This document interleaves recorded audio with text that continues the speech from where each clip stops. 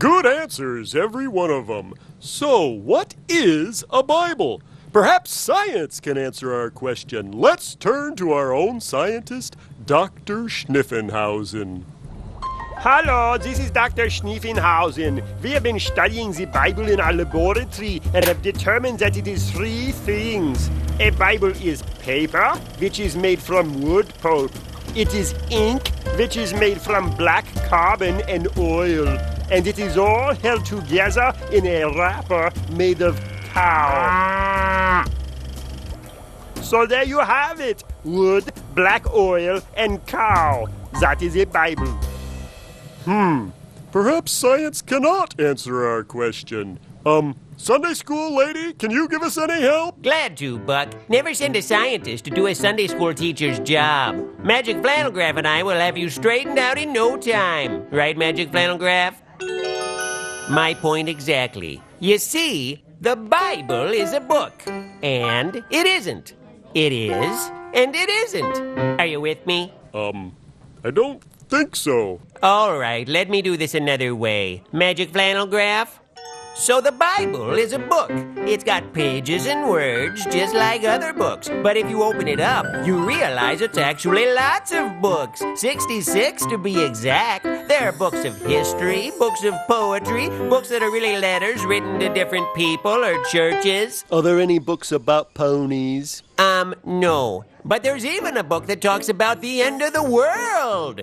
But we'll save that one until the end. It's a little tricky. Wow, so the Bible is sort of like other books and sort of isn't. That's right. Most books are written by just one person. The Bible was written by more than 40. Most books are written in, 6 months or a year. We think the Bible may have been written over as much as 1,600 years. 1,600 years! That's like writing a book from the end of the Roman Empire until today. Done. That's incredible! Hey, don't you think it's about time for a song? How about a country song? How about something with a beat? I've got just the thing. Wait a minute, fellas. I've got the floor. Let's try a Sunday school song. I've got a book. It's a bunch of books. You can read it on the prairie. I've got a book. It's a bunch of books, sort of like a whole library. You take the next verse, Magic Flannel Graph. Oh, you're flat. I better take it. The Bible is a special book. It makes me want to cheer. It took more than 40 writers, nearly 1,600 years. Scenery change. Oh, I've got a book. It's a bunch of books. You can read it in the jungle. I've got a book. It's a bunch of books in the lap, lap, lap, lap jungle. That's it. I'm done. Are there piranhas in here? Oh, I like it. It's got a good beat. It's easy to dance to. I give it an 88.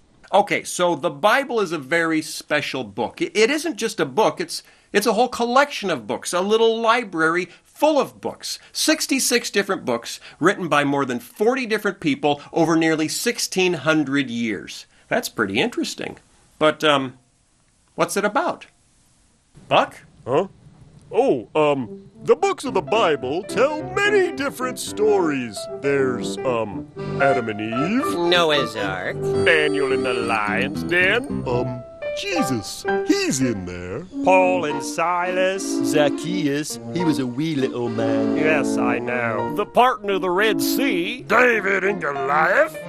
Okay, so the Bible is filled with stories. Lots of stories. Good stories. But what makes all these stories fit together? Why have they made the Bible such an important book? I mean, why even wrap them all up in one piece of cowhide? Haha, yeah, cow. Moo. I should know this. Let's see, it's, Why were they all put together? Hey, guys! Magic Flannel Graph says he knows the answer. All right, Magic Flannel Graph, what is it? Because all those stories put together tell one story. Really? That's what he said, unless I heard him wrong. You were speaking English, right? Right, he was speaking English. So, what one story do all those different stories tell? The Bible tells the story of... Bounies! I don't think that's right. What's that, Magic Flannel Graph? The Bible tells the story of God and what He's done for us. The Bible tells the story of God and what He's done for us. Whoa, that's big. You said it. Okay, if God created everything, if He even created us, then knowing the story of God and what He's done for us would be the most important thing we could know. Well, that would make the Bible... The most important book ever. Wow. So in these programs, we're going to open up the Bible and discover the story of God and what He's done for us. We're going to learn all about the world's most important book, starting right now. No, salami, then a layer of mustard, and then the turkey. Dijon. Not too much, though. I have a sensitive palate. What? I'm on? Right now? What? Why didn't you tell me? Oh, okay. Can I get a little intro music?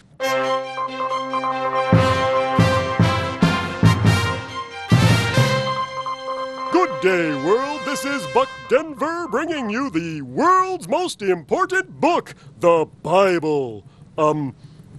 Where should we start? Start in the middle. More like 2/3 of the way through. Let's start at the beginning. That's a very nice place to start. All right, what's at the beginning of the Bible? I, don't seem to have one right around here.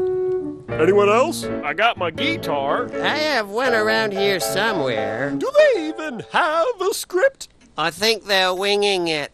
Wait, I've got it. I've got it right here. Oh, good job, Ian. What's at the beginning? Let's see.